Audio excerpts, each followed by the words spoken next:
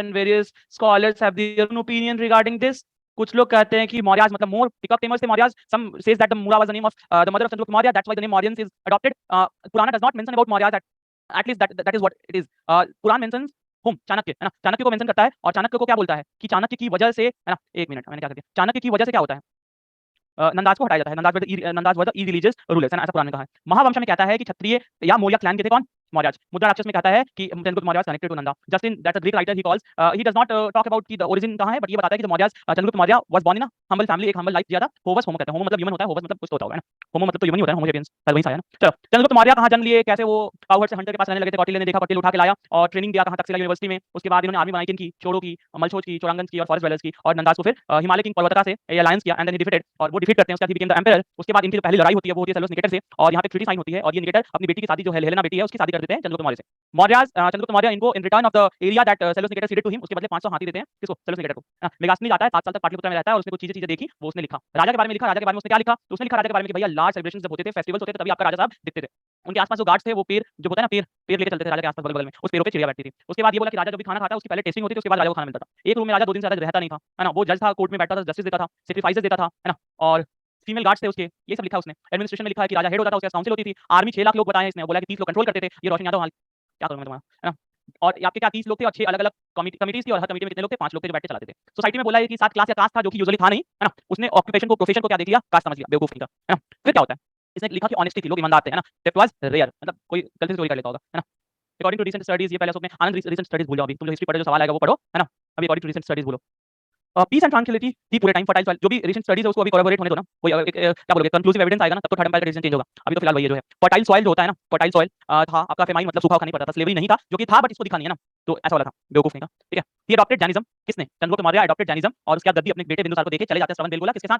किसके साथ आते हैं? भद्रबाहु के साथ जाते हैं. और वहां सल्लेखना इज अ प्रोसेस जहां पे जैन लोग क्या करते थे? Starve themselves to death. उसके बाद हमने पढ़ा था बिंदुसार. बिंदुसार किसका बेटा था? चंद्रगुप्त मौर्य का बेटा था. इसको ग्रीक्स कहते हैं अमित्रोचेट्स, मतलब slayer of the forge. Taranath साहब कहते हैं, तारानाथ तिब्बतन बुद्धिस्ट थे.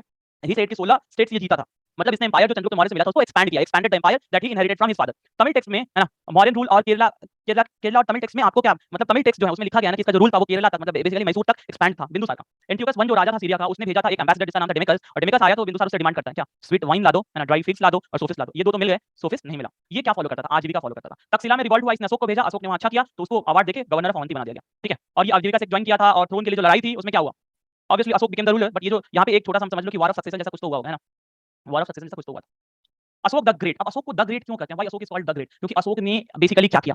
एक तो पहले देखो, सबसे पहली चीज एम्पायर जो थी वो एक्सपैंड करा. ही एक्सपैंडेड हिज एम्पायर, है ना. तक्षशिला वगैरह जब बिंदुसार राजा था तब भी तक्षशिला को कंट्रोल करने का जो क्रेडिट जाता है वो अशोक को जाता है. जब रिवॉल्ट हुआ था तो ही न्यू तक्षशिला का पूरा एनवायरनमेंट और वहां किस तरह से लोगों को एक साथ ला के रख दिया जा सकता है, ठीक. क्लियर. तो तक्षशिला वगैरह मतलब आपका नॉर्थ वेस्ट था, देखना याद रखना. इंडिया के एम्पायर के लिए चाहे वो दिल्ली में बैठे हैं, चाहे वो उस समय उज्जैन से बैठ के रूल कर रहे हैं, चाहे वो आपके इधर गुजरात से रूल कर रहे हैं, सबके लिए एक चीज यहाँ पे समझ लेना.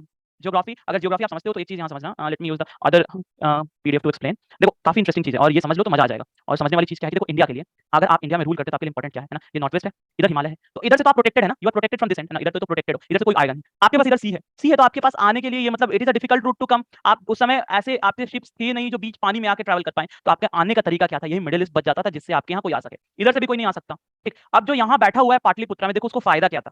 इधर से जाता था एक, इसको कहते थे उत्तर पथ. ये एक ट्रेड रूट था जो ऐसे निकल जाता था. और इधर से आता था एक दक्षिण पथ. और ये दोनों मिलता था आपका महाजनपद में सुरासेन याद है, मथुरा के आसपास ये दोनों उत्तर पथ और दक्षिण पथ मिल जाता था. तो ये एक इंपॉर्टेंट सेंटर होता था. वो छोड़ो अभी. तो पाटलिपुत्र वालों को उत्तर पथ का कंट्रोल था. ये वाला दक्षिण पथ का कंट्रोल भी किसके पास था? अशोक के पास था. अब आपको क्या चाहिए था? आपको ट्रेड करने के लिए इधर गुजरात चाहिए और इधर क्या चाहिए? बे ऑफ बंगाल चाहिए. मतलब आपको बंगाल चाहिए और आपको इधर गुजरात वाला एरिया चाहिए, ठीक. ये दो हमेशा इंपॉर्टेंट होंगे इंडिया के कॉन्टेक्स्ट में. आज भी इंपॉर्टेंट है और पहले भी इंपॉर्टेंट थे. बंगाल तो था उसके पास पहले से, गुजरात भी उसने ले लिया था. अब जो बचा कोई भी यहाँ बैठा रहेगा, चाहे पाटलिपुत्र से गुप्ताज रूल करें, चाहे आपका अशोक के बाद के जो आपके रूलर्स होंगे, है ना.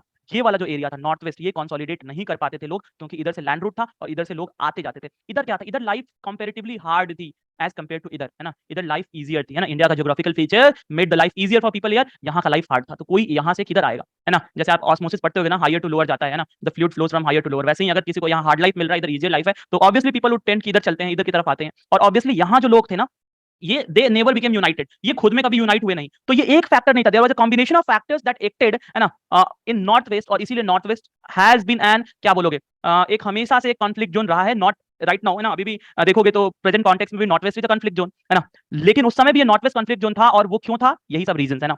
और क्लियर है ये वाला जो अंडरस्टैंडिंग आपको होना चाहिए कंसेप्ट का, वो क्लियर हुआ कि नहीं हुआ? बताओ. Everyone, is it clear to all? अच्छे से तेज चल रहा हूँ क्या? समझ में आ रहा है ना? चलो चलो परफेक्ट। अब आ जाओ वापस। इस पे आते हैं, है ना? तो ये सब बताया था। अब देखो उसके उसने क्या बोला था। एक चीज और इंपॉर्टेंट याद रखना, जो मैंने कल की क्लास में बताया था, ये एकदम कान में डाल लेना जब भी हम धम की बात करें। तो बुद्धिज्म का जो धमा था, that was different from Ashoks धम।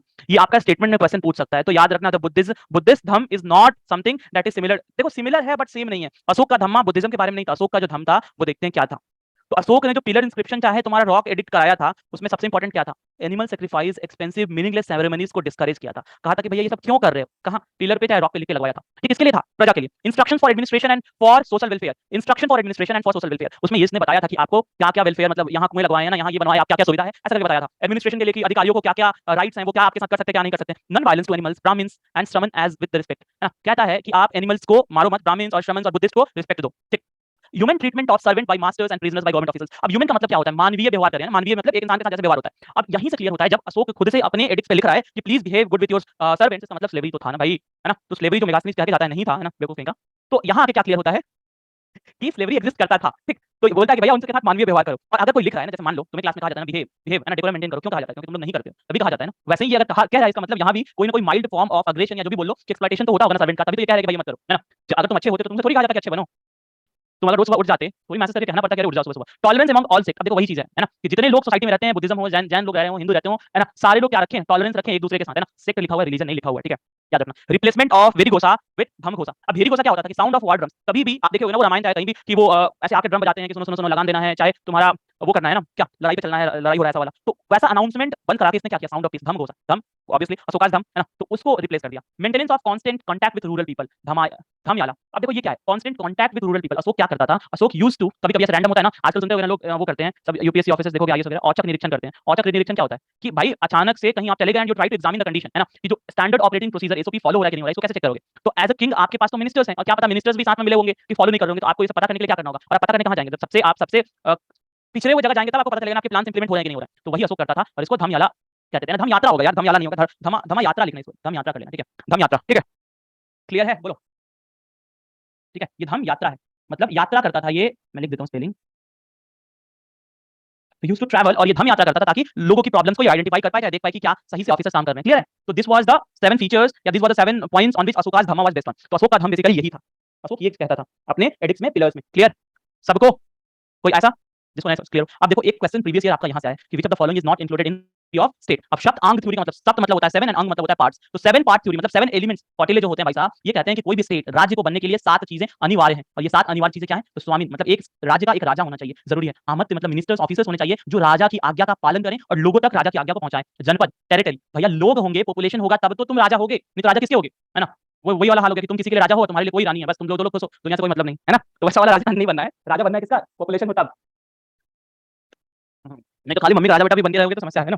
चल, दुर्ग, फोर्ट। अब अगर आपका राज्य है तो आप क्या करोगे? अपने कैपिटल को ऐसे फोर्टिफाई करके रखोगे ताकि कोई आपको अटैक ना करे। तो फोर्ट जरूरी है। कोस्ट, ट्रेजरी, पैसा इंपॉर्टेंट है ना, है ना? सुना ना, बाप ना भैया सबसे बड़ा रुपया। तो पैसा मैटर्स भैया। ट्रेजरी होगा तब तो आप आमत्य को सैलरी दोगे, दुर्ग का मेंटेनेंस करोगे, बला बल, है ना? आर्मी होगा तब तो आप लड़ने जाओगे, अकेले राजा थोड़ी चल जाओगे ना। आज भी लड़ने जाते हो तो 2 4 लोगों को लेके जाते हो, मित्र अलाई, है ना? आपको अगर युद्ध करना है, चाहे कभी इन मोमेंट ऑफ डिजास्टर या in moment of need, unit friends, तो आप सभी से दुश्मनी ना मोल लो। अगर आपका ये टेरिटरी है तो बगल वाले के साथ झगड़ा ना कर लो, इसको मिला के रखो, है ना, ताकि आपके घर दाल बने तो इसके घर से आप पनीर की सब्जी मांग के खा लो। ठीक, चलो क्लियर है? क्लियर हो गया? 7 एलिमेंट्स, ये याद रखना। ऐसे याद कैसे होगा? तो देखते रहोगे तो याद हो जाएगा। क्लियर? क्वेश्चन रिपीट नहीं होते हैं, कांसेप्ट्स पे बेसिस पे क्वेश्चन नया फॉर्म हो सकता है। ठीक है, और कभी कभी रिपीट भी होता है ना, कायदे से कभी कभी देखोगे तो रिपीट भी हो जाता है। और किस तरह से रिपीट होता है मैं बताऊंगा आपको, दिखाऊंगा ना। चलो, ऑप्शंस में बाला देगा या आर्मी। ऑप्शंस आपका ये देता है, इधर वाला देता है ना, ये तो आपको समझाने के लिए मैंने लिख दिया। किंग सोल अमंग 7 एलिमेंट्स, इसका मतलब क्या है? कि राजा आत्मा है किसका? इन 7 एलिमेंट्स में से अगर राजा गायब है तो मजा ही नहीं आएगा, है ना? वही वाला बात है। और राजा के लिए इंपॉर्टेंट क्या? What is important for king? Praja's happiness, people's welfare is the primary purpose of a king. अगर राजा ये चीज फुलफिल नहीं कर पाया तो वो राजा बेकार राजा है। Father figure, raja is like a father, all men are my children, है ना? ऐसा वाला हाल था। ऑल मेन का मतलब यहाँ वुमेन एक्सक्लूडेड नहीं है ना?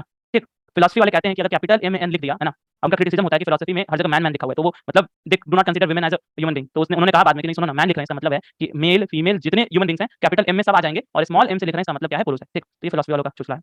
आगे बढ़ो। मिनिस्ट्री क्या होता है? तो मिनिस्ट्री में देखना, हमेशा जो किंग था ना, कौटिल्य का जो एडमिनिस्ट्रेशन सिस्टम था वो चंद्रगुप्त मौर्य के समय इफेक्टिव था। तो वही सिस्टम फॉलो किया है बिंदुसार ने, वही सिस्टम फॉलो किया अशोक ने एक हद तक। लेकिन बिंदुसार से जब कौटिल्य अलग हो गया तो ऐसा कहा जाता है कि इफ कौटिल्य बिंदुसार को कौटिल्य मिला होता तो this empire would have been मतलब this empire could have sustained for longer period of time.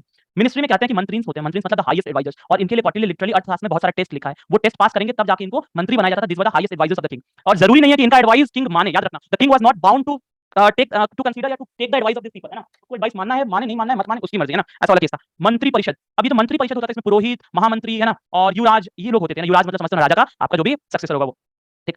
अमात्य मतलब ऑफिशियल्स को क्या मिलता था, फिक्स सैलरी मिलता था, ठीक है। क्या मिलता था, फिक्स सैलरी मिलता था, ठीक है। अब देखो आपका जो देखा जाता था ना, देखो यहाँ पे ये जो चार है ना, ये क्राइटेरिया है किसी भी मिनिस्टर बनने का। धर्मोपसुदा मतलब उसका रिलीजियस टेस्ट होगा, है ना। ये जो टेस्ट मैं बोल रहा हूँ कि ये जो टेस्ट होगा क्या होगा, रिलीजियस टेस्ट होगा। अर्थोपसुदा कि क्या वो पैसे, अगर मान लो उसको घूस लेते हुए पकड़ लिया गया ना। कामोपसुदा, एक बात याद रखना, यहाँ पे एक इंपॉर्टेंट चीज मिलेगा कि यहाँ पे आपका देखोगे तो विष कन्या, है ना। विष कन्या कहते हो या ना कन्या कहते हो, विष कन्या, है ना। देवर आपका क्या देखोगे, देवर यूज्ड एज, है ना, they were girl spies that were used to test ministers, और साथ में इन्फॉर्मेशन निकालने के लिए आपको मॉडर्न एम्पायर में देखोगे देवर यूज्ड, है ना। जैसे आज क्या कहते हो उसको, हनी ट्रैप कहते हो, है ना, कि लॉट ऑफ आपके देखोगे हनी ट्रैप हो गए, तो वही हनी ट्रैप पहले मॉडर्न के समय में होता था। तो यही कामोपसुदा में देखा जाता था कि क्या एक ऑफिसर इज सड्यूस्ड या he is influenced by the use of, यही मतलब कि क्या वो इन्फ्लुएंस हो जाता है, क्या वो कंसीड कर जाता है, देन है भयोपसुदा, क्या वो डर जाता है। ये अगर चार टेस्ट वो पास करता है, then he is made minister, या उसका कुछ तो हो पाता है, मतलब he is given a position of responsibility. तो this were the four test that were conducted for ministers, clear है। और ये कब होगा, देखो ऐसा नहीं कि आपको पता होगा कि ये टेस्ट आपका हो रहा है ना। वो टेस्ट जो होता था बहुत ज्यादा आपका क्या होता था, सटल होता था। You would not you could not be in your conscious state, है ना। जब ये टेस्ट होंगे तो आपको पता नहीं होगा कि ये हो रहे हैं, ठीक, और हो जाता था, ठीक। क्लियर है, क्लियर टू ऑल, यस और नो, क्लियर। सेकंड वन बता दो, सेकंड वन इज अर्थोपसुदा मतलब घूस, घूस लेता है क्या, अगर घूस लेते हुए पकड़ा गया तो क्या होगा, उसकी नौकरी नहीं। अर्थ मतलब पैसा, तो क्या पैसों की वजह से, है ना। धर्मोपसुदा क्या वो धार्मिक है, इज ही रिलीजियस, रिलीजियस यहाँ मतलब क्या कि वो अपनी ड्यूटी, है ना। यहाँ रिलीजियस से मतलब क्या है, रिलीजियस से मतलब ये नहीं है कि धर्म वाला, है ना। रिलीजियस का मतलब धर्मोपसुदा मतलब what his duties are, is he following his duties और नॉट, ठीक। क्लियर। भाइयों भाई मतलब डर, क्या वो डर जाता है, मतलब he must have been put into some situation जहां पे आपको ब्रेवरी दिखानी होगी। If is not brave then he do not deserve to be a minister, ठीक। अब रेवेन्यू डिपार्टमेंट, भाई पैसा इंपॉर्टेंट है ना, तो पैसा के लिए क्या था, एक रेवेन्यू डिपार्टमेंट बना रखा था, और रेवेन्यू डिपार्टमेंट में आपका जो हेड होता था उसको समहर्ता कहते थे। आपको मैं लिस्ट ऑफ ऑफिशियल्स फॉरवर्ड करूंगा, है ना, किसके, वैदिक एज के एक लिस्ट ऑफ ऑफिशियल्स की, उनको क्या कहते थे। फिर मैं एक लिस्ट ऑफ ऑफिशियल्स आपको फॉरवर्ड करूंगा मॉडर्न एम्पायर का, कि मॉडर्न एम्पायर में ऑफिशियल्स को क्या कहते हैं। जैसे देखोगे यहाँ समहर्ता क्या होता है, रेवेन्यू डिपार्टमेंट होता है। वहां कौन था, हुआ इन द वैदिक एज, वैदिक एज में कौन था बता दो। और आपको कभी कभी यहाँ से मैच द फॉलोइंग करके पूछ लेता है, सीडीएस में पूछ ले, एनडीए में पूछ ले, एफएट में, एफएट में पूछता है, ठीक है। भागा दूंगा समृद्धि, है ना, क्लियर है, संगति था, चलो वेरी गुड, है ना। तो पूछता है, जैसे यहाँ पुरोहित सेम है, सेनापति, कुछ चीजें तो कॉमन होंगी लेकिन कुछ चीजें अलग हो जाती हैं। तो ठीक है, समहर्ता हुआ था रेवेन्यू डिपार्टमेंट का हेड। अब देखो अकाउंटेंट जनरल को क्या बोला जाता था, अक्षौतल अध्यक्ष, है ना। यहाँ एक बार लेट मी चेक, है ना, अक्षा पटल है, ठीक है। ये देख लेना एक बार, मैं लिख देता हूँ। अक्षा पटल अध्यक्ष, है ना, दैट वाज अकाउंटेंट जनरल, जो कि आपका हिसाब मैनेज करता है। सोर्स ऑफ रेवेन्यू क्या था, तो लैंड से, मतलब आपका जो क्रॉप उगता था उससे, इरिगेशन के लिए आपको रेवेन्यू लिया जाता था, कस्टम ड्यूटी लिया जाता था, रोड टैक्स था, है ना, दुकान लगाने के लिए, फॉरेस्ट से, माइन से, पेस्चर लैंड, है ना, पेस्चर लैंड से आपका क्या लिया जाता था, रेवेन्यू आता था, किसको, स्टेट को, डन है, क्लियर है। तो ये these were the sources of revenue. Sir Maurya में 20-25 मिनिस्टर थे, सबको याद करना नहीं, सबको याद नहीं करना, जो याद करने लायक है मैं वही नाम भेजूंगा। और याद नहीं करना, आपको एक बार देखोगे तो याद हो जाएगा, नाम से आपका बहुत चीज क्लियर हो जाता है। अब देखो प्लिनी इज एन हिस्टोरियन, है ना, प्लिनी इज अ हिस्टोरियन, और ये जो हिस्टोरियन है ये कहते हैं, है ना, कि भैया आपके अशोक के समय आर्मी में 6 लाख इन्फेंट्री मतलब पैदल सेना 6 लाख थे, 30,000 कैवलरी घोड़े पे 30,000 लोग लड़ते थे, 9,000 एलिफेंट और 8,000 चैरियट मतलब रथ वाले 8,000। देख रहे हो कितने आपके क्या है, आपके आर्मी में कितने लोग एम्प्लॉयड थे एट दैट पर्टिकुलर टाइम, 6, 30, 9, 8, है ना। This is quite lot of number that is involved. अब देखो अध्यक्षा होते थे, है ना। अब अध्यक्षा मतलब होता था, मैंने बताया ना आपको, जो 6 army was also monitored by 6 committees, और ये 6 कमिटी या 6 सुपरिटेंडेंट्स कौन थे, तो इन्फेंट्री के लिए था पदाध्यक्ष, कैवलरी के लिए था अश्वाध्यक्ष, वार एलिफेंट के लिए था हस्त अध्यक्ष, चैरियट के लिए था रथाध्यक्ष, नेवी के लिए था नवल अध्यक्ष, और आर्मरी के लिए था आयुध गृह अध्यक्ष। समझ रहे हो, तो this were the incharges of the, एक तरह से समझ लो अलग अलग आपके जो डिवीजन थे आर्मी में उसके इंचार्ज थे, और उनका इनके नाम था। अब देखो क्या आपको नाम याद करना होगा, नहीं याद करना होगा। इन्फेंट्री तो पद, आपको पता ही है कि पैदल चलते हैं, कैवलरी, कैवलरी किस पे, घोड़े पे, तो अश्व दिख रहा है, वार एलिफेंट तो हस्त, चैरियट मतलब रथ तो रथा, नेवी तो नवल हो गया, है ना, और आर्मरी तो आयुध गृह। क्लियर है कि नहीं है, नाम देखो, नाम आपको बस आपको एक कॉमन अंडरस्टैंडिंग होना चाहिए, you need to have a common understanding कि ये है क्या, बस बाकी तो आप मैच कर लोगे ना, अगर मैच द फॉलोइंग ऐसे कुछ भी करे। हाँ नेवी थी भाई, अशोक ने 9 अननोन मैन भी थे जिन्हें एक सीक्रेट सोसाइटी बनाई थी, मॉडर्न इंटेलिजेंस सॉर्ट ऑफ, तो उनका कहीं मेंशन है। ये सब इन्फॉर्मेशन कहां से लेके आ रहे हो, ये एग्जाम के लिए इंपॉर्टेंट तो है नहीं। वो स्पाइस देखो, इसने आपके स्पाइस यूज करे हैं, अगर तुम उनको कह रहे हो तो वाला चीज है, ठीक है। अब देखो ये एक आपको क्या मिलेगा, सांची स्तूप जाओगे ना, सांची स्तूप जाओगे तो आप देखोगे this is a picture that depicts Ashoka's visit, है ना। जब अशोक कहीं जाता था तो उसकी पोजीशन जो निकलती थी, मतलब अशोक कैसे चलता था, उसके आगे पीछे देखो कैसे लोग होते थे, तो दिस शोज कि अशोक जब ट्रैवल करता था तो कैसे जाता था, ठीक। This are the female guards, देख लो, है ना, this are the female guards, they are around him, ठीक। टाइप्स ऑफ वॉरियर, तो वॉरियर कितने तरह के थे, ठीक है। तो देखो मौला वेयर द हेरिडिटरी, हेरिडिटरी का मतलब जिसके फादर सैनिक है उसका बेटा सैनिक हो गया ना। भृतकाज वर द मर्सिनरी, है ना, फॉरेस्ट ट्राइब के लोग अताविवल थे, और मित्र वाला मतलब एलाइज, है ना, एलाइज जो थे, जो इसके साथ लड़ते थे, वॉरियर्स जो आते थे लड़ाई में, दे वर कॉल्ड मित्र वाला, ठीक। अब देखो जो जस्टिस था, जस्टिस का भी डिवीजन था, सिविल और क्रिमिनल। अगर आपने सिविल क्राइम किया है ना, जैसे आपने क्या कर ली, मान लो किसी का जमीन आपने ले लिया, किसी का पेड़ काट लिया, है ना, किसी का आम चुरा लिया, तो वो सब किधर होगा, धर्मधिष्ठा वर द जजेस, जो कि ये देखते थे, है ना। और क्रिमिनल को कौन देखता था, कंटका या शोधना कहते थे, तो जजेस that were responsible for criminal cases, है ना। और चीफ जस्टिस को कहते हैं धर्माधिकारी, और एक हाई कोर्ट जैसा, मतलब उस समय सुप्रीम कोर्ट नहीं कहते थे उसको, बट वैसा ही एक छोटा सा सिस्टम होगा जो कि कहां था, पाटलिपुत्र में था। तो पूरे आपके मॉडर्न एम्पायर में कोई भी अगर डिसीजन होता है तो अलग अलग जो स्टेट्स, मतलब यहाँ पे जैसे डिवाइड था, है ना, कि मान लो इधर आपका कलिंग है तो कलिंग एक अलग डिवीजन है, तो यहाँ पे एक आपका धर्माधिष्ठा होंगे, कंटका होंगे, लेकिन अगर यहाँ पे वो रिजॉल्व नहीं हुआ तो आएगा ये कहाँ, पाटलिपुत्र में, और वहाँ जो चीफ जस्टिस थे वो थे धर्माधिकारी। तो सिमिलर टू टुडे, आज का जो सिस्टम है उससे थोड़ा थोड़ा मैच कर रहा है, और क्लियर है, देख लो। अब आपको क्या ये सारा कुछ याद करना नहीं, बस आपको एक बार समझ लेना है, और इसके बेसिस पे क्वेश्चन करेंगे तो आपसे होने लगेगा, ठीक। हाँ, एडमिनिस्ट्रेशन वाज काफी एफिशिएंट और तभी तो सर्वाइव किया for quite a long period of time, है ना। अब देखो जो एरिया था उसका जो पूरा एम्पायर था कैसे बटा हुआ था, north west south eastern and central, in parts में डिवाइडेड था। नॉर्दर्न पार्ट जिसको उत्तर पट कहते थे उसका कैपिटल था तक्षशिला, मैप देखोगे है ना, यहाँ पे अगर छोटा सा मैप बनाऊं तो इधर आपका नॉर्दर्न पार्ट आएगा, Takshashila was the capital. Western part कौन आ जाएगा आपका, ये आ जाएगा वेस्टर्न पार्ट, और अवंती पथ इसको कहते थे और इसका कैपिटल था उज्जैन। साउदर्न पार्ट वाज दक्षिण पथ एंड इधर के साइड, और इसका कैपिटल था सुवर्णगिरी, है ना, सुवर्णगिरी। ईस्टर्न पार्ट ये वाला जो एरिया था, है ना, जो आपका इधर वाला एरिया था, यहाँ के लिए इसने डिवीजन बनाया, ठीक है, जिसको प्राच्य पथ कहते थे। प्राच्य मतलब होता है पूरब, है ना, प्राच्य आपका हो जाता है पूरब, और इधर बोल लो ये ईस्ट, और साउथ का जो इधर कॉर्नर होता है इसको प्राच्य बोलते हैं, ठीक है। तो प्राच्य पथ वाज कालिंग, है ना, जिसको तोसाली भी कहते हैं अपन, ठीक है, तोसला भी कहते हैं। और सेंट्रल तो हमेशा Magadh will be the central आपका प्रोविंस जहाँ पे क्या था। और ये पांचों प्रोविंस जो थे, चाहे एरिया थे, यहाँ क्या होते थे, गवर्नर होते थे, ठीक है। जैसे बिंदुसार के समय गवर्नर कहाँ का, अवंती का, आपका अवंती का गवर्नर था अशोक, उससे पहले कहाँ का, तक्षशिला गया था, क्लियर है। तो ये गवर्नर जो होते थे वो वहां क्या करते थे, राजा के सबऑर्डिनेट थे, और they used to administer the justice. और ये गवर्नर्स जो होते थे इनके अंडर में भी, जैसे राजा का सिस्टम चल रहा है ना कहाँ, कैपिटल में पाटलिपुत्रा में, वैसे गवर्नर्स के अंडर में सिस्टम चलता था हर आपका ये जो भी प्रोविंस था, ठीक, एकदम इफिशियंट एडमिनिस्ट्रेशन था। हाँ, कलिंग, आसा, ओडिशा, ठीक। अब देखो इसका जो ऑर्गेनाइजेशन था क्या था, सबसे छोटा जो ऑर्गेनाइजेशन था उसको संग्रहणा कहते थे, जहां 10 गांव मिलकर एक साथ रहते थे। फिर आता था खारवाटिका जिसमें 200 गांव एक साथ थे। फिर आता था द्रोणमुखा जहां 400 गांव। फिर आता था स्थानीय जो कि 800 गांव था। ये क्या था, जो जुडिशियल या पुलिस रीजन था। आज का जैसे हम कहते हैं ना कि ये आपका ब्लॉक हो गया, ब्लॉक के ऊपर सब डिवीजन हो गया, सब डिवीजन के ऊपर डिस्ट्रिक्ट हो गया, और डिस्ट्रिक्ट के ऊपर स्टेट होता था। तो कुछ वैसा ही डिवीजन था जहां पे पुलिस काम करती थी। तो संग्रहणा was composed of 10 villages, then खारवाटिका वाज ऑफ 200 विलेज मिला के, द्रोणमुखा वाज ऑफ 400 विलेज, एंड स्थानीय 800 विलेज मिला के क्या बना था, स्थानीय बना था। क्लियर है। तो दिस वाज द पुलिस। इस तरह से पुलिस आपका फंक्शन करती थी। क्लियर है कि नहीं है, बता दो। क्लियर, एकदम परफेक्ट। चल, अब देखो यहाँ जेल, जिसको जेल बोलते थे उसको बंदीगृह कहते थे। जेल भी आपका पूरा पूरा सिस्टम था कि जेल भेजा जाए। और लॉकअप, जो पुलिस में लॉकअप होता है ना, थाने में जो होता है, उसको क्या बोलते थे, चरक कहा जाता था, ठीक है। और धर्म महामंताज, आपको याद है मैंने बताया था कि धर्म महामंताज क्या थे। धमा महामंताज अपॉइंट किया था अशोक ने कि क्या करें, पूरे आपके अंपायर में जाके बुद्ध के, आपके बुद्धिज्म को प्रोपेगेट करे और धर्म को एक्सप्लेन करे, है ना। धम, ये कौन सा धम, अशोक वाला धम प्रोपेगेट करे, है ना, और बुद्धिज्म साथ में फॉलो करे। तो इनके पास पावर था कि अगर कोई भी मान लो जस्टिस ना, एक छोटे से गांव में कुछ भी हो गया और इन तक गई, तो विदाउट एम्पेयर को कंसीडर किए, they had the power to revoke the punishment. कोई भी पनिशमेंट मिला है तो उसको रिवोक कर सकते हैं। तो आज के आपके प्रेसिडेंट की तरह इनको समझ लो, है ना। इनके पास जो पार्डन पावर था कि दे हैड द पार्डन पावर, कि कोई भी पनिशमेंट है तो दे में रिवोक इट। किसके पास, धम्म महामंताज के पास, ठीक है। और ये कैसे क्लियर होता है आपको, एडिक्ट्स जो है ना, this becomes clear from addicts, जहां पे रिमिशन ऑफ सेंटेंसेस भी लिखे गए हैं ना, कि इनकी सजा माफ कर दी गई, ऐसा कुछ लिखा हुआ है। क्लियर है, यहां तक क्लियर है कि नहीं है, बता दो एक बार।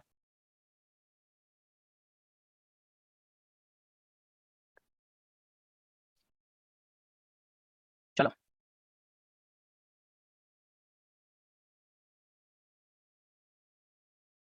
रिमिशन मतलब क्या होता है, आपको सजा माफ कर दिया गया है ना, you are remitted from your sentence, ठीक है। अब ये आपका जो पेंटिंग है किसी ने बनाया है कि अशोक सिंह इज क्या डूइंग नमस्ते टू अ बुद्धिस्ट मॉन्क, और ये पीछे ये जो दिखाया जाता है, ये दिखाया जाता है कि ये सामने वाला व्यक्ति ज्ञानी है, इनलाइटेंड है, इसके लिए यूज किया जाता है ना। अब स्पिनोज सिस्टम क्या होता है, देखो स्पिनोज है आपका वही जो स्पाई वाला सिस्टम है। आज का तुम समझ लो इसको क्या, रॉ समझ लो, है ना। तो गुड पुरुष, गुड गुड मतलब होता है something that is very secret. तो गुड गुड पुरुष कहते थे सीक्रेट एजेंट को, ठीक है। सीक्रेट सीक्रेट एजेंट्स जो आपके थे, दे वर नोन एज गुड पुरुष। अब ये गुड क्या होता है, गुड का मतलब होता है, हिंदी में पता नहीं कैसे लिखते हैं, बट गुड मतलब होता है सीक्रेट। तो जो लोग कुछ सीक्रेट काम करते थे, दे वर नॉट सीक्रेट एजेंट्स। जो स्टेशनरी, अब देखो कुछ लोग होते थे जो फील्ड में जाते थे, जैसे फील्ड एजेंट होता है और ऑफिस में बैठ के काम करते हैं रॉ वाले। तो पूरा वही सिस्टम से कंपेयर कर लो कि जो सीक्रेट एजेंट्स जो फील्ड में जाते थे उन्हें गुड पुरुष कहते थे, और समस्ताज, है ना, सीक्रेट एजेंट, सारे सीक्रेट एजेंट को गुड पुरुष कहते थे। उनमें से जो स्टेशनरी थे उनको क्या कहते थे, समस्ता कहते थे, मतलब जो ऑफिस में बैठ के काम करते थे। और जो कि फील्ड में होते थे उनको संचार कहते थे। ये या तो कहीं पे भिखारी बन के घूमते रहते थे, चाहे कहीं स्टूडेंट होते थे, चाहे हाउस होल्ड होते थे, और इनका काम क्या होता था, इन्फॉर्मेशन इनको पास करना। और ये दोनों क्या थे, ये सब क्या थे, गुड पुरुष थे। क्लियर है। तो गुड पुरुष मतलब secret agents were of two type, somewhere stationary and somewhere touring. Stationary वालों को समस्ता कहते हैं और टूरिंग वाले को संचारक कहते हैं, ठीक है। क्लियर है। और इनके ऊपर, है ना, इनके ऊपर एक ऑफिसर था जो कि कंट्रोल करता है, और इसको कहा जाता है महामत्य, महामत्य अ, अप्सरा, है ना। महामत्य अप्सरा was the secret agent that controlled them, ठीक है। और पॉइजनस गर्ल्स का मतलब क्या है, ये गर्ल्स जो पॉइजनस, अच्छा एक चीज पता है ना, एक मीम है ना कि what is poisonous and what is venomous, ये आपको पता है ना, कि वेनेमस क्या होता है और पॉइजनस क्या होता है, इसका डिफरेंस आपको पता है कि नहीं पता है। हम्म, बताओ, पॉइजनस क्या होता है, बताओ। नहीं पता है।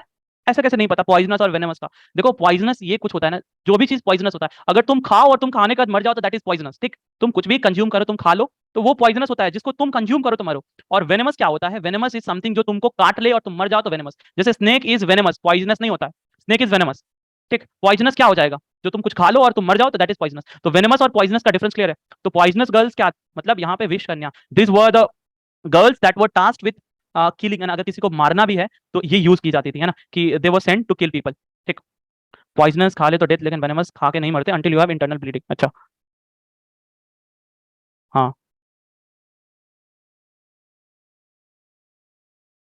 ठीक है। महामती अप्सरा was the secret agent that control them, ठीक है? पॉइजनस गर्ल्स को क्या कहते हैं? विष कन्या कहते हैं, ठीक? अब देखो, यहां से आता है आपका, ये समझ लो कि जो आपका जो उसका एडमिनिस्ट्रेशन था, डिस्ट्रिक्ट एडमिनिस्ट्रेशन कैसे चलता है, ये था आपका एस्पेनोज सिस्टम। यहां से समझना डिस्ट्रिक्ट एडमिनिस्ट्रेशन। ये मैं आपका इसका फ्रेश पीडीएफ दे दूंगा कब? एक बार जब क्लासेस खत्म हो जाती है, देन आई मॉडिफाई कुछ, I add a few more images in this and then I send you a fresh PDF. ये तो जो मैं पढ़ा रहा हूँ वो है, I send you a fresh PDF जिसको आप प्रिंट आउट निकाल सकते हो, रिवीजन के लिए हेल्प हो जाएगा, ठीक है? अब डिस्ट्रिक्ट का जो हेड होता था दैट वाज राजू का। राजू का जो होता था, डिस्ट्रिक्ट जो बनता था उसका हेड होता था, और उसको असिस्ट कौन करता था? युक्ता। स्थानिका वाज द टैक्स कलेक्टर, ठीक है? Gopa was an officer who maintained records, और यहाँ भी विलेज हेड को ग्रामीणी कहते थे, ठीक? तो this is the district administration. अब देखो एक बार मैं आपको समराइज करता हूँ, ठीक है, यहाँ कंफ्यूजन ना हो। देखो ऐसा था, ये समझ लो एक स्टेट है पूरा मौर्यन एम्पायर। इस मौर्यन एम्पायर में ऐसे प्रोविंसेस बढ़ गए, मान लो हमने 5 प्रोविंस बांट लिया, 1 2 3 4 5। अब देखो यहाँ पे पाटलिपुत्रा है, यहाँ पे क्या होता था? ये हेड होता था, यहाँ पे राजा बैठता था, राजा के पास सेना होती थी, है ना? सेना अलग अलग जगह फैली है, चाहे जैसे फैली है, सेना को कंट्रोल करने के लिए 6 आपके इंचार्ज थे। वैसे ही आपके और 6 इंचार्ज के नीचे 5-5 लोग थे, तो ये 30 लोग बनते हैं। नॉर्मल एडमिनिस्ट्रेशन के लिए आपके 30 लोग थे, जो कि 6 अलग-अलग कमेटी बननी थी, और हर कमेटी में 5-5 लोग थे। ये बैठ के यहाँ से रूल हो रहा है। सिमिलर सिस्टम लगता था हर प्रोविंस में, जो आपके गवर्नर होते थे, है ना? गवर्नर वेयर मोस्टली कौन? युवराज जो होते थे वही गवर्नर होते थे। इन गवर्नर्स के पास भी वही सेना होती थी, और उन सेना को कंट्रोल करने के लिए 6 कमिटीज होती थी, और इसमें 5-5 अलग-अलग लोग होते थे, एक-एक हेड होता था।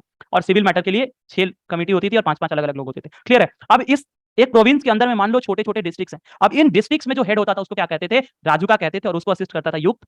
स्थानिका जो होता था इसमें टैक्स कलेक्ट करता था, गोपा जो होता था रिकॉर्ड मेंटेन करता था, और इसमें फिर जो छोटे-छोटे गांव हो गए उनका हेड ग्रामीणी था। देख रहे हो कितना एलेबोरेट सिस्टम था, सारा सिस्टम आपका सेंट्रलाइज था, it was centralise system, but आपका साथ में देखो it was monitored very efficiently with the help of officers. Clear है?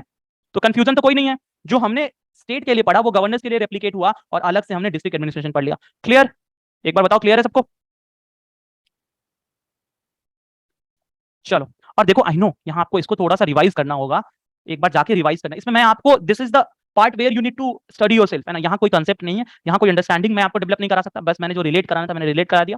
आपको जाके अब इसको थोड़ा खुद से रिवाइज करना होगा। लैंड रेवेन्यू किस पे आता था? फर्टिलिटी के बेसिस पे, क्वालिटी ऑफ द लैंड के बेसिस पे। अगर जमीन ज्यादा उपजाऊ है तो 1/4 रेवेन्यू आता था, अगर लोएस्ट है तो 1/6 आता था, ठीक है? तो लैंड का जो डिवीजन था it was on basis of, क्या बोलोगे, ऐसे डिवीजन था कि अगर हाई फर्टाइल है, कम फर्टाइल है, चाहे बहुत ही कम फर्टाइल है, तो उसके बेसिस पे लैंड रेवेन्यू उठता था, ठीक? ट्रेड आपका इंटरनल और एक्सटर्नल दोनों ट्रेड होता था। ये लोग एक्सपोर्ट करते थे मसाले, पर्ल्स, डायमंड्स, कॉटन, आइवरी। और इंपोर्ट क्या होता था? हॉर्सेज, लेनिन, है ना? लाइनिन है, ये लाइनिन लिख लेना, ठीक है? लाइनिन और गोल्ड और ग्लास, ठीक है? और ट्रांसपोर्ट के लिए क्या यूज होता था? हाईवे, मतलब रोड्स अच्छे थे, और रिवरवेज, रिवर भी यूज होता था ट्रांसपोर्ट के लिए। क्लियर है?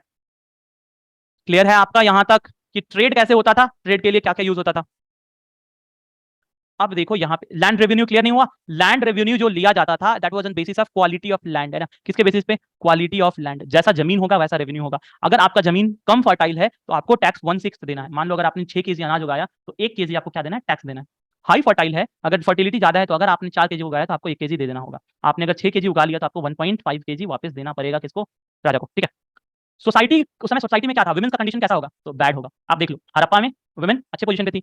ऋग्वेदिक एज थोड़ा कम हुआ, बट फिर भी रिसेंट, मतलब हड़प्पा और ऋग्वेदिक को एक साथ रख सकते हो। लेटर वैदिक एज डिक्लाइन, उसके आगे डिक्लाइन, उसके आगे डिक्लाइन, मौर्यन एम्पायर डिक्लाइन, है ना? ये जो डिक्लाइन डिक्लाइन डिक्लाइन चलेगा, ये चलते रहेगा, है ना, तब तक 1947 तक। ठीक है? हाँ। देखो जो रिवर वे से ट्रांसपोर्ट होता था, क्या ये ट्रांसपोर्ट किधर किधर होगा?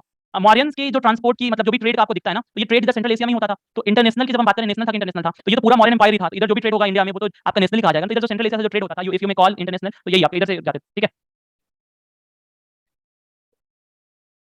नहीं, हाईवेज जो होते थे ना, हाईवेज जो आपका था, हाईवेज वो प्रोटेक्टेड एरिया, मतलब यहाँ पे था कि इनके पास ऑफिसर्स थे जो प्रोटेक्ट करते थे इनके पास, इनको स्टे के लिए इन्होंने क्या बनवाया था? दे हैड गिवन सुविधा कि आपका रुक सकते हो ट्रेडर्स वगैरह, बट रिवरवेज में ऐसा कोई प्रोटेक्शन ऐसा नहीं ऑफर कर सकते थे कोई भी, ठीक? सोसाइटी में वुमेन की जो कंडीशन थी वो कैसी थी? बैड। क्यों बैड थी? अभी हमने कंपेयर किया। वर्ना सिस्टम क्या हो गया था? रिजिड था। रिजिड का मतलब क्या होता है कि वन सिस्टम में जो ब्राह्मण क्षत्रिय हैं, वैश्य शूद्र हैं, एकदम रिजिड रिजिड रिजिड लेटर वैदिक एज से वो रिजिड होता है। Social tension increased after Ashok. अब देखो सोसाइटी में जब तक अशोक था सभी सेक्स अच्छे से रहते थे, कोई भी वो प्रॉब्लम नहीं था, लेकिन after the death of Ashoka it intensified. इसके पीछे का logic, there might be a lot of logic behind it, है ना, कि अशोका के समय अशोक ने बुद्धिज्म को बहुत प्रोपेगेट किया। बुद्धिज्म को प्रोपेगेट करने की वजह से जो ब्राह्मण से क्षत्रिय से दे माइट फील डिसएडवांटेज, है ना, इनको लगता होगा कि इनको पैट्रोनाइज नहीं किया जा रहा होगा, है ना। उसके बाद आपका जो शुंगा जाते हैं, है ना, आफ्टर डेथ ऑफ अशोक आपका देखोगे कि अशोक के रूलर, अशोक के जो सक्सेसर्स होते हैं तो वो क्या होते हैं, वीक रूलर्स होते हैं। तो वीक रूलर्स हमेशा याद रखना, एक स्ट्रांग रूलर के बाद एक वीक रूलर जरूर आएगा। Every strong ruler will be followed by a weak ruler. आप देखोगे मॉडर्न एम्पायर डिक्लाइन क्यों करता है, क्योंकि एक स्ट्रांग रूलर के बाद एक स्ट्रांग रूलर इतने समय तक रूल करता है कि उसके बाद वो सिस्टम पूरा कोलैप्स कर जाता है। आप देखोगे, है ना, मुगल एम्पायर औरंगजेब के बाद सेम चीज होता है। आप देखोगे गुप्ता एम्पायर सेम चीज होता है। तो this is something that is constant in history. इसलिए लोग कहते हैं कि history repeat itself. History does not repeat itself. The fact that we all are humans and हमारा इंस्टिंक्ट कहीं ना कहीं सेम काम करता है। हमारा जो बिहेवियर है कहीं ना कहीं हमारे डीएनए। अब एक बात बोलो, तुम अगर फिलोसफिकली सोचो तो जो आपका डीएनए है, आप सोचो तो आप बोलोगे आपके फादर आपके मदर से पास ऑन हुआ है, लेकिन आपके फादर में आपका फादर में किसका डीएनए होगा, उनके फादर उनके मदर का। इस तरह से देखो तो over the period of generations हमारा डीएनए एक्यूमुलेट हुआ है और वही धीरे-धीरे एडवांस हो रहा है। तो कहीं ना कहीं हमारे जो प्रिमिटिव इंस्टिंक्ट्स है they still control us to a bit, है ना। अब ये देखो ट्रेड रूट था मॉडर्न एम्पायर का, देखो ट्रेड रूट, लैंड रूट से देखो तो इधर इधर इधर कहां तक जाते थे, एथेंस ग्रीक तक जाते थे, है ना। इधर के साइड देखो श्रीलंका, तो ऑब्वियसली श्रीलंका में बुद्धिज्म स्प्रेड किया था। इधर आपका एशिया में, है ना, ईस्ट एशिया साइड भी आपका जाते थे। This was the trade route. I try to incorporate a bit. यहां ये ब्लड दिख रहा होगा। अब देखो डिक्लाइन क्यों हुआ, यहां तक क्लियर है कि नहीं, एक बार बताओ, let me explain it again if this is not clear to all. Clear है भैया? करप्शन, करप्शन, करप्शन क्या होता है, करप्शन होता था क्या, करप्शन तो हर समय इंसान है तो करप्शन होगा ही। वर्ना सिस्टम का था सर, अच्छा वर्ना सिस्टम नहीं पता आपको। वन सिस्टम होता है जहां सोसाइटी में चार तरह के, लेटर वैदिक नहीं पढ़ा है समझ। ठीक है, अब देखो मैप में बेसिकली दिस मैप आपका टेल्स यू कि अशोक के समय में यहाँ से ट्रेड किधर किधर होता था। तो आपका ट्रेड इधर एथेंस तक जाता था, ठीक है, इधर अलेक्जेंड्रिया तक जाता था, एंटियोकस लिखा हुआ है, एथेंस लिखा हुआ है, बैक्टीरिया लिखा हुआ है ना, ये सेंट्रल एशिया हो गया, है ना। और इधर आपका बर्मा म्यांमार साइड और इधर श्रीलंका साइड ट्रेड होता था। I incorporate better map, better map यहाँ होगा। अब देखो decline, what was the reason behind the decline of modern empire. अब देखो इसको आराम से पढ़ो, डिक्लाइन अभी अच्छे से पढ़ेंगे। एक बात बताओ अभी तक क्लियर है कि नहीं है, अभी जितना पढ़ा वो क्लियर है कि नहीं अच्छे से। क्लियर है? अब आपको लग रहा होगा कि बहुत ज्यादा पढ़ लिया आज, बिल्कुल ज्यादा नहीं पढ़ा, इसको रिवाइज करना होगा। रिवाइज कैसे करोगे, ये पीडीएफ उठाओगे तो आज मैं भेजूंगा और आप देखो इसमें बहुत कम चीजें हैं जो आपको याद करनी है। वो चीजें जो आपको बस पढ़ के छोड़ देना है। क्यों पढ़ के छोड़ देना है, क्योंकि वो आप याद करने के पीछे जाओगे बहुत टाइम लगेगा और उसका कोई लॉजिक नहीं है। जैसे ये सारी चीजें आप याद करोगे, आप इसको पढ़ोगे एक बार, ठीक है, आप 3 दिन बाद फिर उसको उठा के एक बार रिवाइज करोगे। हिस्ट्री आपको क्या लगता है, आपको रट लोगे याद हो जाएगा, नहीं कुछ नहीं करना। आप इसको एक बार पढ़ो और समझने की कोशिश करो क्या क्या एलिमेंट हो सकता है, आप प्रेजेंट कॉन्टेक्स्ट से रिलेट करो और बस उसको छोड़ दो। फिर 3 दिन बाद पढ़ो, फिर 3 दिन बाद पढ़ो, फिर 3 दिन बाद पढ़ो। देखो उसके बाद आपको इसकी अंडरस्टैंडिंग हो जाएगी, क्वेश्चन आप करने लगोगे। तो ये तरीके हैं जो आप जिससे हिस्ट्री पढ़ सकते हो। दूसरा आपको याद करने की जरूरत नहीं है ना। और कुछ चीजें देखो तो ये भी है कि मुझे भी बहुत सारी चीजें याद नहीं होती, लेकिन कैसे मुझे रिकॉल कर लेता हूं मैं, क्योंकि मैंने ये देखा, I have studied this particular चीज, मैंने पढ़ा है तो रिलेट हो गया कि हां ठीक है क्या हो सकता है। ठीक, तो वैसे करके जब आपको पता होगा तो एग्जाम में जब क्वेश्चन आता है आपके पास 4 ऑप्शन भी होते हैं, आप ऑप्शन को इस्तेमाल करके आंसर कर सकते हैं, गिवन दैट आपने अगर अच्छे से पढ़ा है, कांसेप्ट को समझा है तो। ठीक, इसलिए फोकस उस पे होना चाहिए। डिक्लाइन देखो, डिक्लाइन क्यों हो गया, अशोक के बाद एम्पायर डिक्लाइन क्यों हुआ। ऐसा नहीं कि अशोक के बाद रूल आपके अच्छे अच्छे रूलर्स नहीं थे। पहली चीज, अशोक के बढ़ने के बाद एम्पायर डिवाइड हो गया 2 पार्ट में, है ना। It was there was a division of Ashoka's empire, मतलब modern empire after the death of Ashoka. एक उसके बेटे कुणाल और एक उसका जो ग्रैंडसन था दशरथ के बीच में आपका क्या होता है, डिवीजन होता है। वो मैं आपको बताता हूं अभी। प्रो बुद्धिस्ट था अशोक। अब देखो ये अशोक की पॉलिसी, अब ये नहीं कहा जा सकता सिर्फ कि अशोक लड़ाई लड़ना बंद कर दिया इसकी वजह से आपका क्या हो गया, मॉडर्न एम्पायर डिक्लाइन कर दिया। But it was one of the reasons कि जब अशोक ने बुद्धिज्म अडॉप्ट किया उसने बहुत ज्यादा आर्मी को क्या कर दिया, क्योंकि युद्ध नहीं लड़ रहा है। अगर युद्ध नहीं लड़े तो एक आर्मी ट्रेन नहीं करेगी। If there is no conflict तो आपके armed persons why they would train उतना ज्यादा, ट्रेनिंग करेंगे बट वही रूटीन हो जाएगा ना। They didn't have that vigour and passion, और वो नहीं होगा तो क्या होगा बाद में, इट विल बी डिफिकल्ट, है ना, कि जो भी अग्रेशन होगा इंटरनल एक्सटर्नल उसको काउंटर करने के लिए इनके पास वो स्ट्रेंथ और विगर नहीं बचेगा। ब्राह्मण्स वर नेग्लेक्टेड। अब इनकी वजह से जो सोशल सिस्टम था सोसाइटी का, इन्होंने उसको थोड़ा बिगाड़ने की कोशिश करी। वीक सक्सेसर्स, है ना।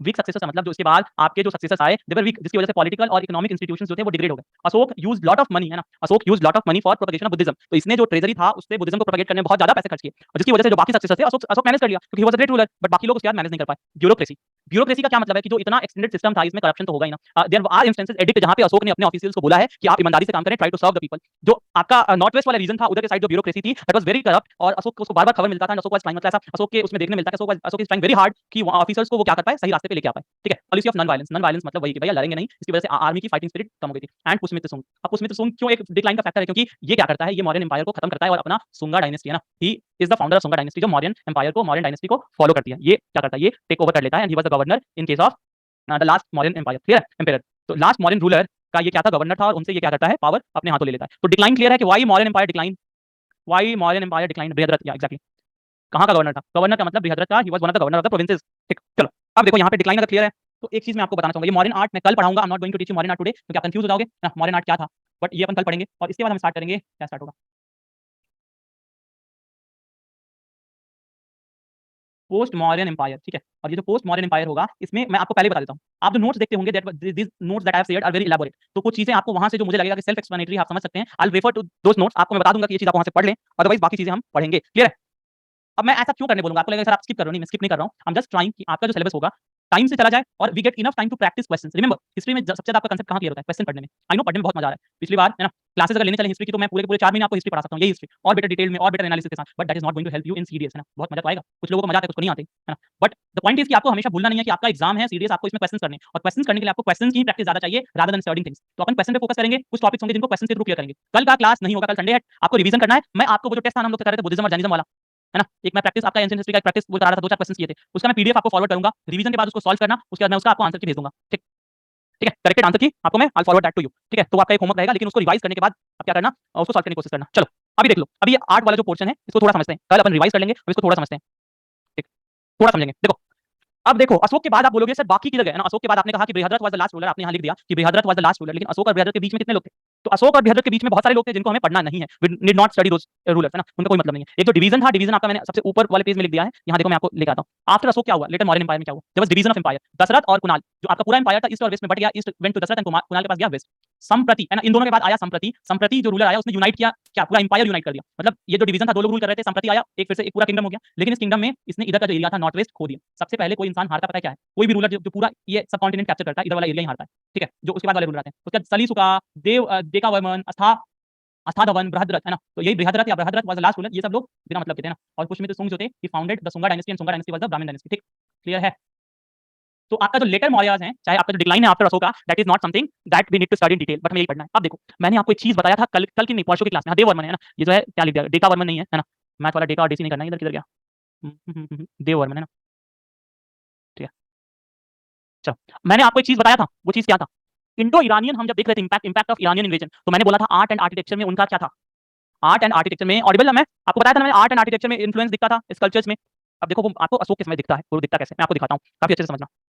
अशोक के समय जो आर्ट था, कोर्ट आर्ट मतलब क्या होता है, जो राजा खुद से प्रोपेगेट करता है, जो राजा खुद से करता है ना, द किंग, है ना, द किंग जो करता है, जैसे पिलर्स एंड कैपिटल। अब ये कैपिटल मतलब राजधानी नहीं है, याद रखना। ये पिलर का ऊपर जो, जैसे पिलर है, पिलर के ऊपर यहाँ देखोगे कहीं पे शेर रखा होगा ना, आपने देखा ना लायन कैपिटल, तो लायन कैपिटल मतलब यहाँ जो लायन बैठा है इसको अपन बोलते हैं, पिलर के ऊपर जो चीज रखा होता है उसको कैपिटल बोलते हैं। तो pillars and capital, cave art, stupa बनवाया, wooden palaces and Gandhara and Mathura art. अब ये गंधार एंड मथुरा आर्ट मैं आपको डिस्कस इन डिटेल नहीं करूंगा, बट इस बार मैं लास्ट टाइम हमने ये डिस्कस नहीं किया था, इस बार I try to do art and culture में स्पेशली आपको एक क्लास लूंगा, है ना, दोस्त प्रिपेयरिंग फॉर सीएपीएफ, है ना, सीएपीएफ में ये इंपॉर्टेंट पोर्शन हो जाता है आर्ट एंड कल्चर। तो I try taking one class of this particular art and culture, जहां पे गंधार एंड मथुरा आर्ट, आपका जो टेंपल आर्किटेक्चर है, द्रविडियन और नागरा स्टाइल ऑफ टेंपल्स, यहां से क्वेश्चन कभी-कभी आता है कि कौन सा टेंपल किस स्टाइल में बिल्ड हुआ है, एफएट में भी आपका पूछ लेता है। तो ये सब चीज हम एक आर्ट एंड कल्चर की क्लास में डील करने की कोशिश करेंगे। ठीक, तो ये कोर्ट आर्ट था। पॉपुलर आर्ट क्या होता है, मतलब पॉपुलर आर्ट का मतलब जो कॉमन पीपल जो फॉलो करते हैं आर्ट, उसमें था स्टैच्यू मूर्ति बनती थी, है ना, टेराकोटास ऑफ यक्ष एंड यक्षिनी। अब ये यक्ष और यक्षिनी कौन थे? तो यक्ष और यक्षिनी are considered as semi divinity, एक भगवान और एक नीचे इंसान, और इनके बीच में भी they are considered to be there are beings जो कि भगवान और आपके कॉमन पीपल के बीच में होते हैं, और उनमें से यक्ष और यक्षिनी के आपके टेराकोटास स्टैच्यूज कौन बनाते थे? कॉमन पीपल यूज करते थे। क्लियर है। कैपिटल में देखो एक क्वेश्चन हमेशा आता है कि लायन कैपिटल, हमने पढ़ा है ना अशोका का, वैसे कैपिटल में पिलर के ऊपर और क्या-क्या देखने मिलता है? तो लायन, बुल, एलिफेंट और हॉर्स, ये आपको कैपिटल में मिलते हैं।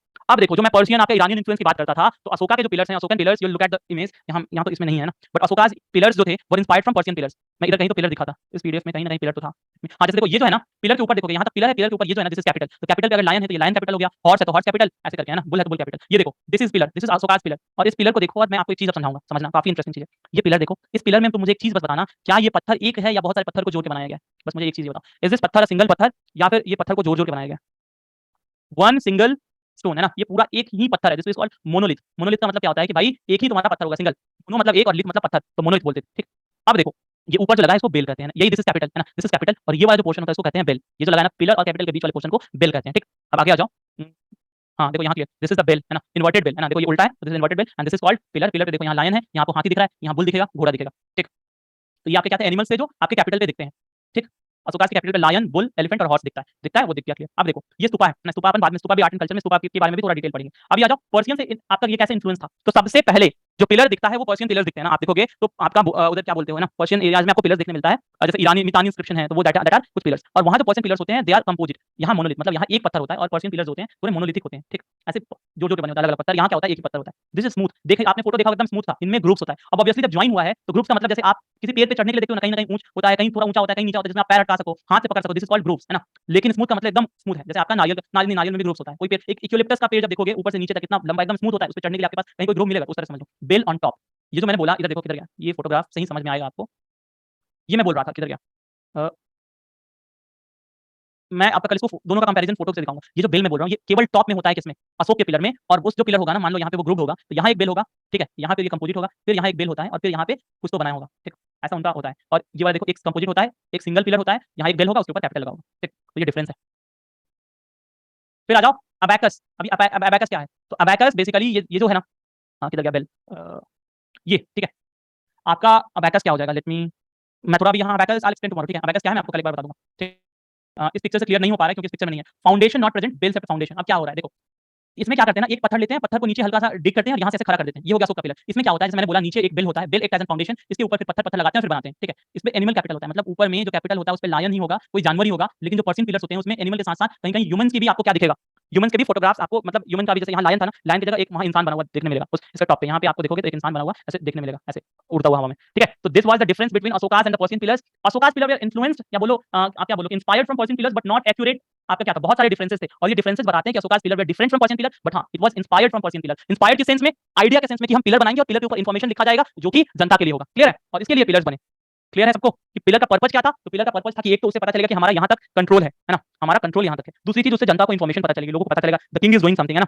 तीसरा चीज वहां से क्या होगा, वहां से ये पता चलेगा, है ना, लोगों के साथ साथ राजा को ये पता चलता रहेगा, इट डिनोट्स द प्रॉस्पेरिटी, है ना, कि एक अगर मान लो आप पिलर खड़े कर रहे हो, अगर लोगों के पास खाने को नहीं है ना और बाकी चीजें नहीं है, तो आप पिलर खड़ा करके क्या कर लो, there is no point erecting pillars. तो प्रॉस्पेरिटी का भी एक क्या देता है, it gives a sense of prosperity too, ठीक है। हाँ, कंपैरिजन आपको कल फोटोग्राफ्स के साथ मैं दिखा दूंगा, and that is the end of our modern empire. Modern empire का ये एंड रहा। अब इसके आगे पोस्ट मौर्य है, उसके बाद हम पढ़ेंगे गुप्ता पीरियड, संगम एज बीच में आएगा, संगम एज आपके साउथ इंडिया से है, और कल क्लास नहीं होगा, Monday will resume at 7:30 am, ठीक है, क्लियर। एनिमल कैपिटल मतलब जो ऊपर में, ये देखो यहाँ पे क्या लगा है, पिलर के ऊपर शेर लगा है ना, ये जो शेर लगा है that is called animal capital, है ना, जानवर लगा है ना। अब वहीं आपके पर्सन पिलर्स में इंसान लगा रहेगा, ठीक।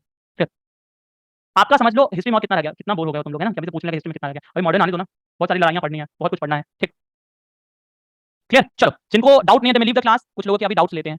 चलो भैया, रेज योर हैंड। वुमेन की कंडीशन क्यों डिक्लाइन करती है? क्योंकि सोसाइटी उस तरह से चेंज होती जाती है ना, the power is in hand of men, तो men will dictate some everything that is happening, ठीक। क्यूएनए में क्या लिखा है सर, 7 बजे से शुरू कर देना। अच्छा जी, फीमेल गार्ड्स क्यों होती थी, फीमेल गार्ड्स क्यों होती थी, उसका मन था रखने का फीमेल गार्ड्स, शायद females were more trusted than men. Division sir, division किस में हुई थी आप लोगों का? कुणाल और आपका दशरथ, ये दो लोग डिवाइड कर लिए थे, ठीक है सर। क्लास होगा कि नहीं? नहीं होगा।